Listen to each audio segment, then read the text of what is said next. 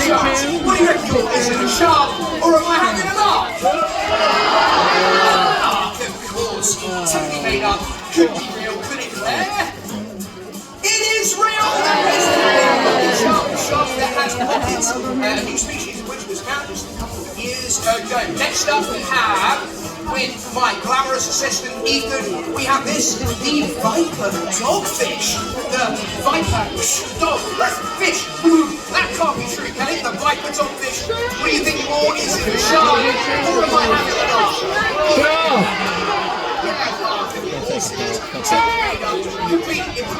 Is it made up? No, it's real! There really is a Viper dogfish which was transformed to catch a hold of fish that is swimming in front of it. Next up with Claire here we have the Ninja Lantern Shark. The Ninja Lantern Shark, that could not be a thing, could it? What do you think? Is it a shark or am I having a laugh? What do you think? Shark! It's starting to catch on.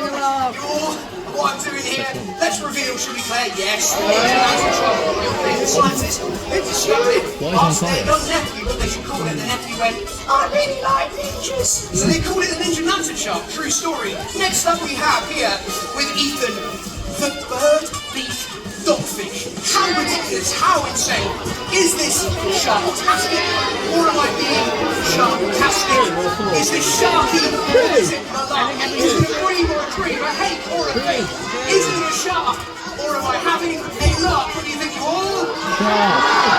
The shark should be revealed, Ethan.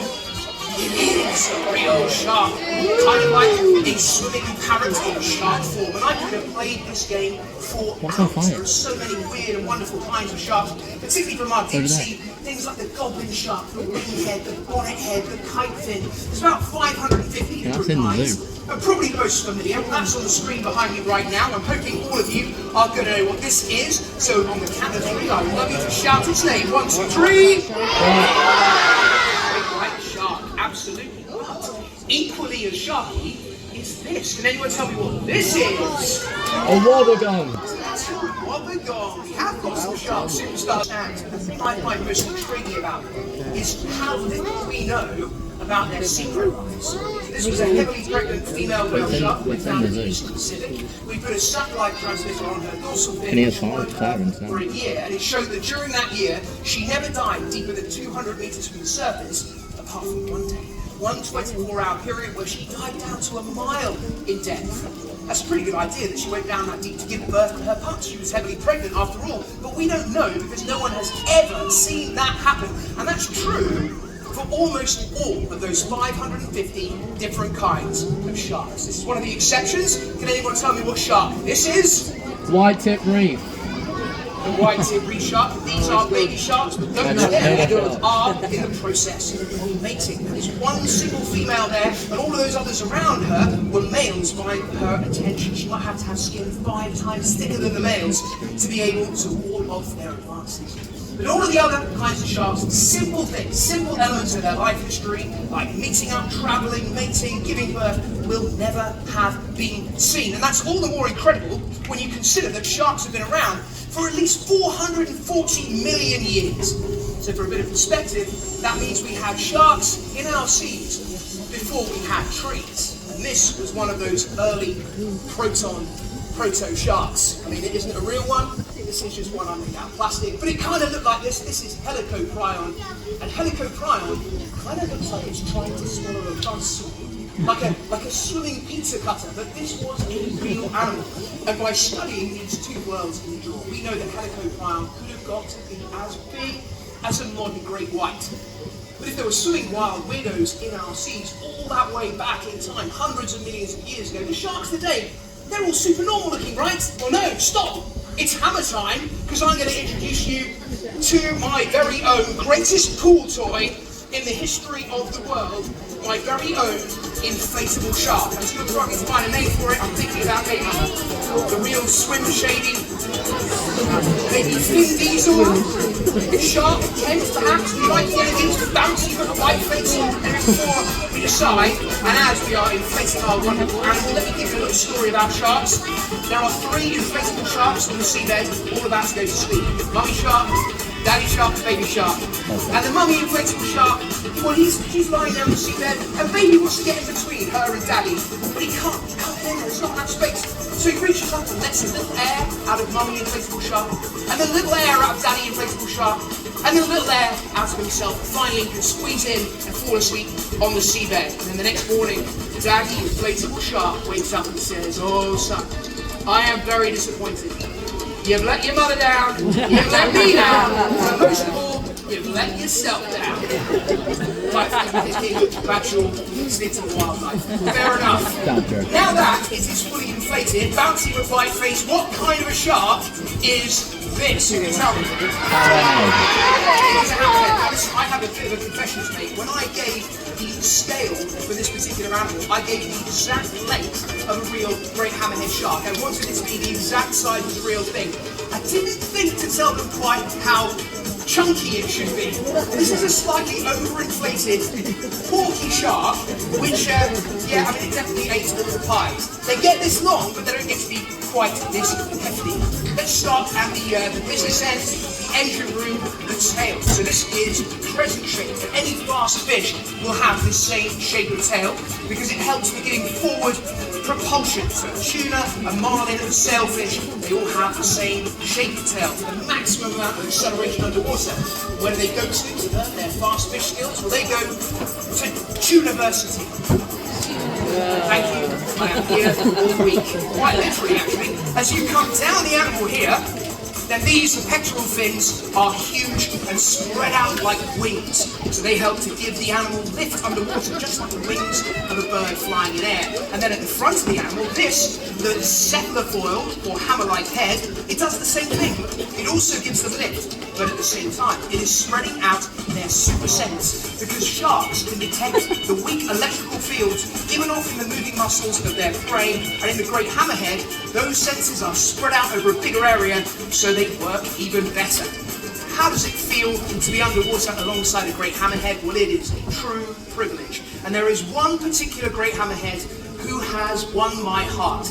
A particular female, one of the biggest known in the world. Her name is Gaia, and she turns up at Bimini in the Bahamas every year and has done for at least 14 years. And she's special to me because the biggest series I've ever done, Blue Planet Live, back in 2011, was live. It was beaming live around the world. We were trying to become the first ever to show great hammerheads live to the world. And the director was coming to me underwater, coming to you, Steve, live in 10, 9, 8. We're in the Strictly Come Dancing slot on a Saturday evening, 6 million people watching here, millions around the world. No sharks, not a single one, completely empty. I was about to be absolutely humiliated on national television. Coming to you in 3, 2, 1, and then Gaia just appeared out of the blue. This magnificent, heavily pregnant female great hammerhead shark. She is a wonder. And then just a few years later, when I took out to Bimini in the Bahamas, a bunch of 12-year-old kids, taught them all how to scuba dive, and the 12-year-olds in the audience here today, you can get your scuba diving license, and then took them down to the same spot. Who should turn up but glorious, glorious Gaia? She is my spirit animal, and to me, the most precious single wild animal on the planet, and also proof that sharks, they may be fish, but they have characters, they have personalities. Now, when we as scientists study sharks, the first thing we look at is their dentition, their teeth, because that can tell you an enormous amount about what a shark is, and what it does, and what it feeds on. And what kind of shark has a set of jaws that look like this? On the count of 3, can you tell me? 1, 2, 3. Great white. Oh dear, that heat is getting to us, isn't it, you all? Should we try one more time? On the count of 3, 1, 2, 3. Great white. That's it. Yes, absolutely, the great white shark. Now, they have about 300 scalpel sharp teeth in their mouth at any one time, but they're losing them throughout their mouth. They're likely to get through 50,000 teeth, and they don't always look like this. When they're young, they are thin and needle-like because they're feeding on fish. So, how does it feel to be underwater alongside a great white shark? After all, this is an animal that we're taught through our lives is a menacing, man-eating monster that is out to get us. And so, therefore, surely, the second you're underwater alongside one, you would get scoffed. Well, the most amazing thing is that in clear conditions, where the water is crystal clear and you can see the sharks and you can assess their body language and the kind of mood they're in, and they can see you and assess you and figure out whether you're food or not, and the answer is no, they will swim around you to get to food that's behind you. It's an incredible experience which completely turns on its head every single preconception we have about these animals and what they are and what they do. And when you spend a good amount of time up close to a great white, you learn so much about them. You learn about their social interactions with other great white sharks and the other animals in their realm. But also when you look at individuals, so that is a female there, and that mark on her gills, that scarring, that is a mating scar which has been caused from the exact thing that I showed you with the white-tipped reef sharks earlier on. So a male has grabbed a hold of her by the gills in the process of mating. That's something though that again we have never seen. Be there ducking to get out of the way, where the tail of the great white as it thunders up to the surface. And they are, to me, one of the most beautiful but also the most misunderstood creatures on Earth. You see here this great white actually taking a turn to swim around me rather than scoffing me down. So teeth are really, really important when it comes to sharks. So I have another game I would love to play with you all. And I am going to bring out a whole bunch of different teeth. What I need you to do is to identify the shark that has this particular kind of tooth. A lot of the adults in the room going, there is no way, Steve, that is going to work. A lot of the 5-year-olds going, bring it on! Because they absolutely know what these are going to be. And I'm going to call this game Bite Club. First rule of Bite Club is, you do not talk about Bite Club. Obscure film reference that doesn't work for anyone under 40 in the audience, but I'm sticking with it. So first of all, we're bringing out this tooth over here with Claire. It's very, very distinctive. It has a big curve at the back of it. It functions kind of like a can opener and enables the shark that has it to have a very, very broad diet. To any of you who haven't tweaked yet, with the image on the screen behind you, this is not a lion shark, but on the count of 3, it is 1, 2, 3, a Tiger shark. A tiger shark, yes, absolutely spot on. And having a can opener tooth like this means a tiger shark can take on anything. They are the dustbins of the sea. They have been found with car number plates, shopping trolleys, and even a medieval suit of armour in their stomach. I'm not making this up. Next up, we have a completely different tooth here with each that looks a little bit like a crown. This one has lots and lots of little cusps on it.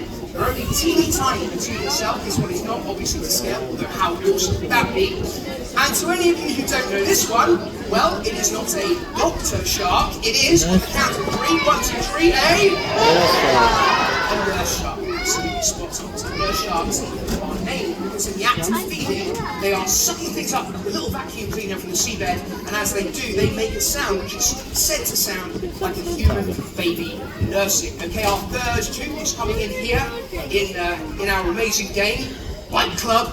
We have this, and it is a tricuspid tooth that belongs to the fish, an animal which travels endlessly at Big Blue, what we would call a pelagic shark. Never stops swimming its entire life. And that is up on the screen behind me right now. Yeah. Take a good long look at those great big long limbs with their white tips and tell me what kind of a shark is this on the count of 3, 1, 2, 3. Oceanic white tip. Oceanic white tip, absolutely spot on.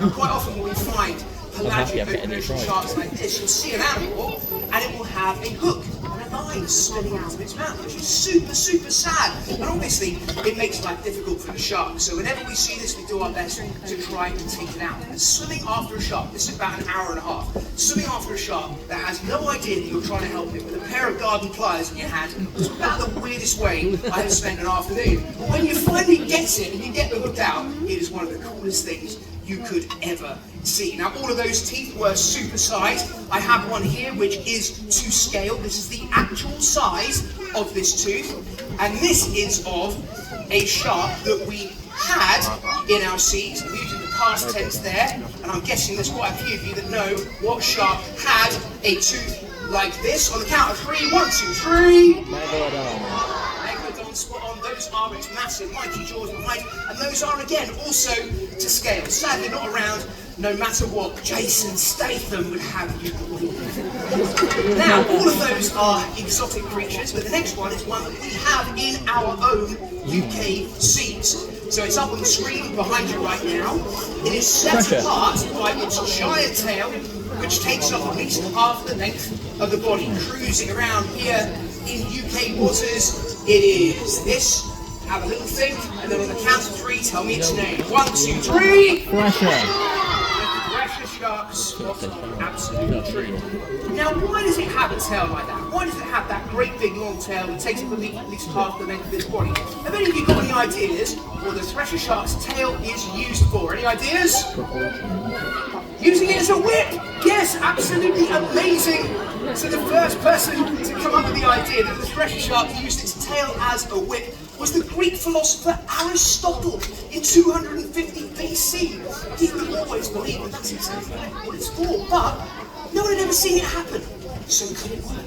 Could the thresher shark's tail actually be used as a whip? We're going to try it out now in a little experiment I've got here using this actual whip. And instead of a fish to try it out on, I have salad. Slightly disappointing, wilting in the sun cucumber. We're going to try this out in my very own thresher shark tail versus cucumber experiment. So to get it going, Maestro, hit it please!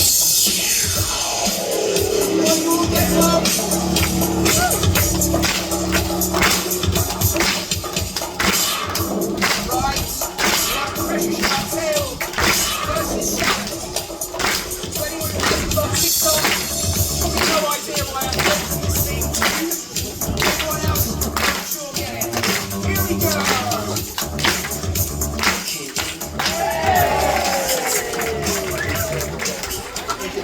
It's really impressive, but I've got to admit that actually I wanted to miss that time to build up the suspense. But anyway, yeah. I should just have got away with that, shouldn't I? What am I telling you? Oh my gosh.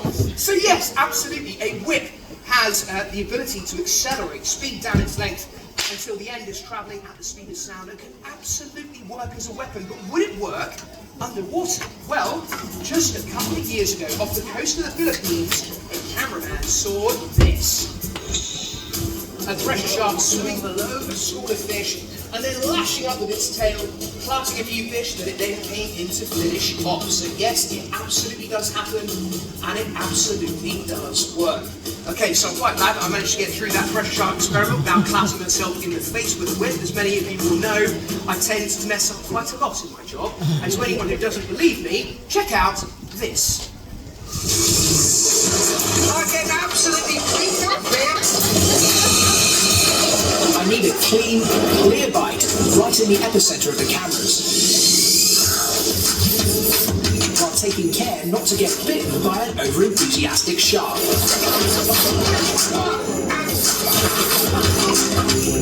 But with this many excited sharks, you need eyes in the back of your head.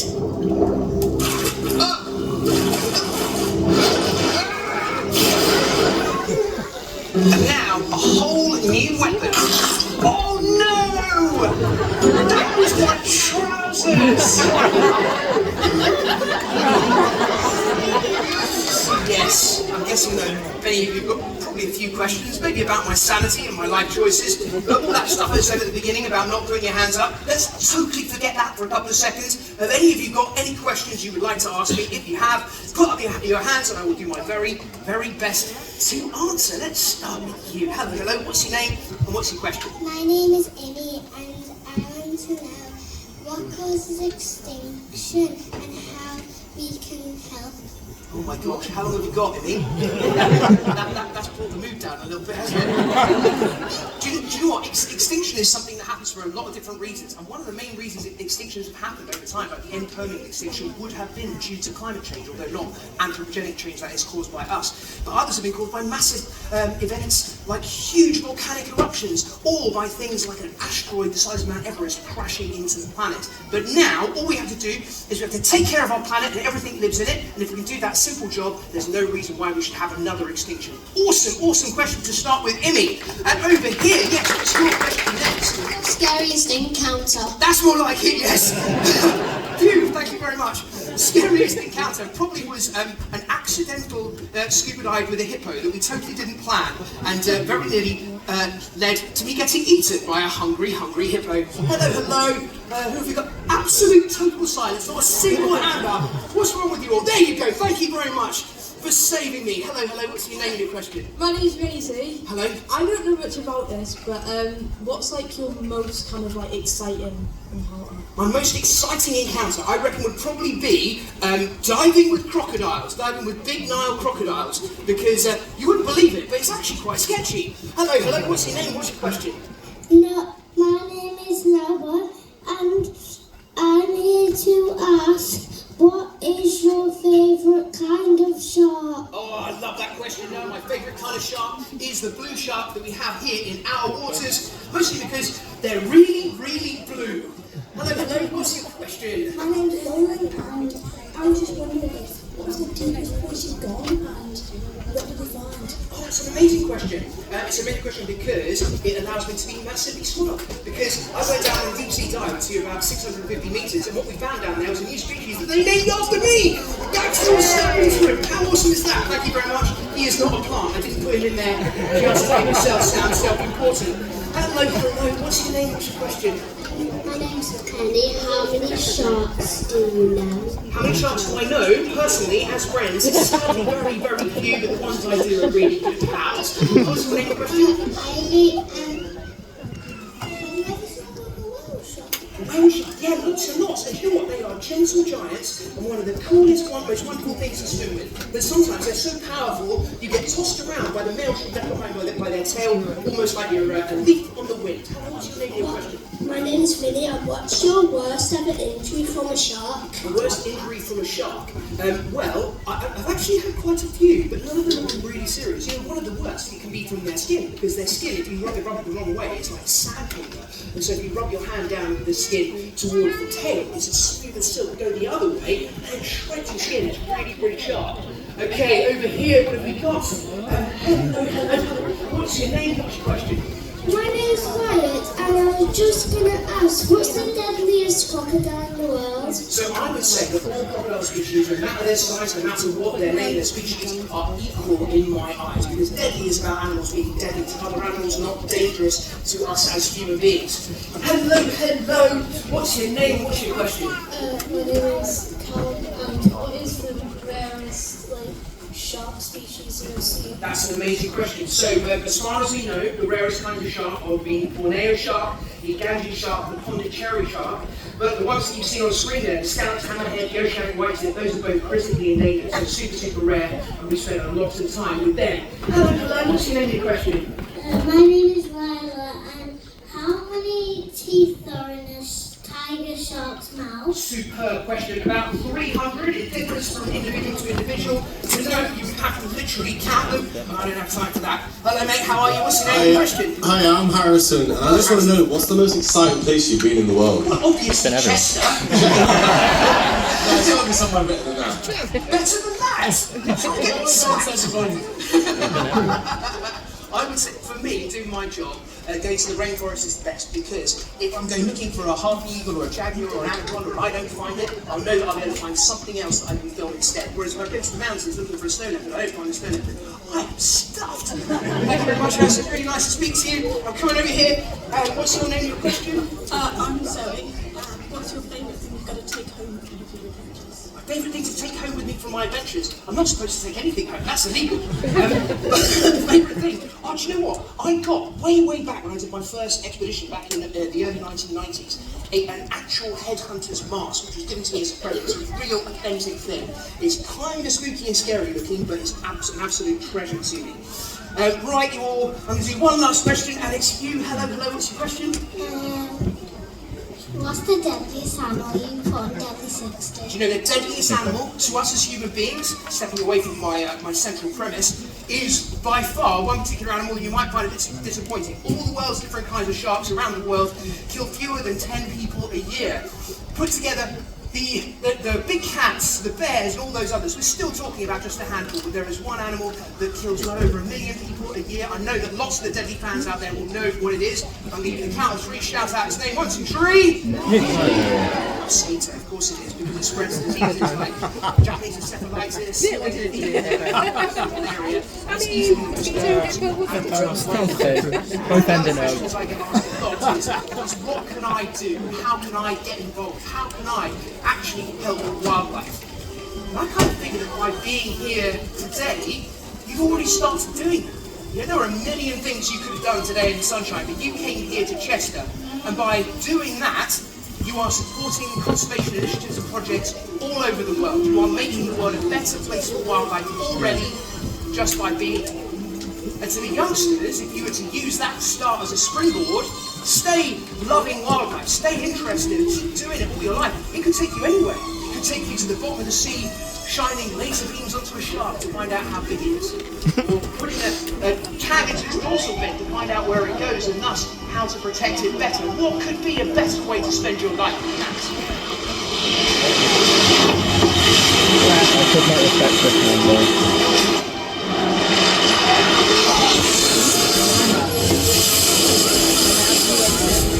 I've talked a lot today about how little we know about sharks, how much there is still for us to understand. There are new species being found all the time. There are millions left to be described across the natural world. Who's to say that that couldn't be your reality? To any of the youngsters here, you could be the person that gets to find and describe a new species, even to give it a name. What could be more exciting than that? And I can tell you personally that if you were to choose to do this for a living, you're going to have a great time. It will make you so, so happy. And it would make me happy if the adventurers, the biologists, the explorers, and the conservationists of the future were all here right now. So I have some simple questions for you.